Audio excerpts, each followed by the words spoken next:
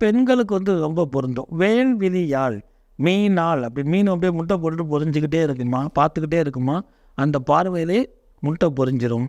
அதனால அது மீனாள். என் அன்னை மீனாட்சிக்கு பேர் மீனாள் அப்படின்னு பேர்.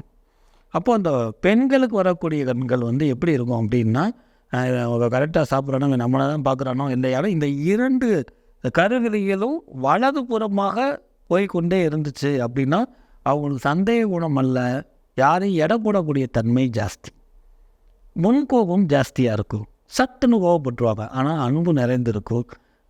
இவன் திருடே, இவன் கரெக்டானவன், இவன் நம்மக்கிட்ட பொய் சொன்னான் அப்படின்னு கணிக்கக்கூடிய ஆற்றலை 2 கருவிழிகளும் வலது புறமாக ஓரமாக போகும் பொழுது இந்த அமைப்பு பெண்களுக்கு உண்டு.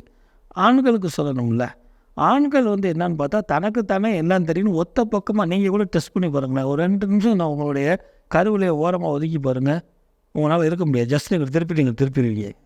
அது என்ன காரணம் அப்படின்னா, நம்ம அந்த கருவிலையை ஒரு பக்கமாக நம்ம நானே கூட ஒதுக்குறேன் அப்படின்னா நமக்கு பின்னாடி யார் இருக்கிறா, நமக்கு ஏதோ நடக்குதோ அந்த சிந்தனை தான் போகுமே தவிர அடுத்து எங்கே இருக்குங்கிற தன்மையை ஆண்களுக்கு ஏற்படுத்தாது. சமத்துறையால் மிகப்பெரிய முக்கியமான பாயிண்ட்டு. அதனால் ஆண்கள் சட்டை பண்ண மாட்டான். என்னை கூட பேச்சில் கூட முன்னாவாடா பார்த்துக்குவோம் அப்படின்னு தான் சொல்லுவாங்க. பெண்கள் நீ எங்கே இருந்தாலும் உன்னை கண்டுபிடிச்சிட்டு தெரியுங்களா அப்படிங்கிற காரணம் புருவத்தோட கருவிழி.